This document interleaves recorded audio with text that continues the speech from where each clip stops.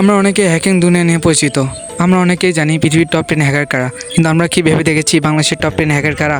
তো এই ভিডিওতে সম্পূর্ণ আলোচনা করব বাংলাদেশের টপ 7 হ্যাকার নিয়ে। সঙ্গেই থাকবো বাংলাদেশের টপ 7 হ্যাকার। বাংলাদেশের টপ 7 হ্যাকারের মধ্যে 7 নাম্বার পজিশনে আছে বাংলাদেশ ব্ল্যাক হ্যাকার্স, যা আমরা সংক্ষেপে BBHH বলতে পারি। এরপর আমরা নাম্বার 6-এ দেখতে পাই রোটেটিং রোটর। রোটেটিং রোটর আমাদের তালিকায় নাম্বার 6-এ থাকবে, এবং রোটেটিং রোটর অনেক গুণমান হ্যাকার আছে তাদের গ্রুপে। এবং আমরা নাম্বার 5-এ দেখতে পাই বাংলাদেশ সাইবার আর্মি। অনেকে হয়তো বলবে বাংলাদেশ সাইবার আর্মি কোথায় গেল? তো বাংলাদেশ সাইবার আর্মি 2012-তে প্রতিষ্ঠিত করা হয়, এবং বাংলাদেশ সাইবার আর্মি ইন্ডিয়ার অনেক ওয়েবসাইট হ্যাক করে।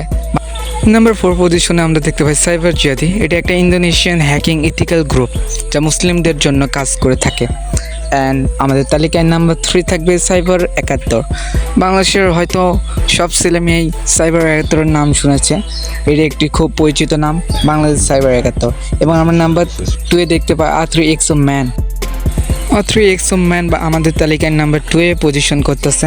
অ্যান্ড আমরা নাম্বার 1-এ দেখতে পাই টাইগারম্যাট।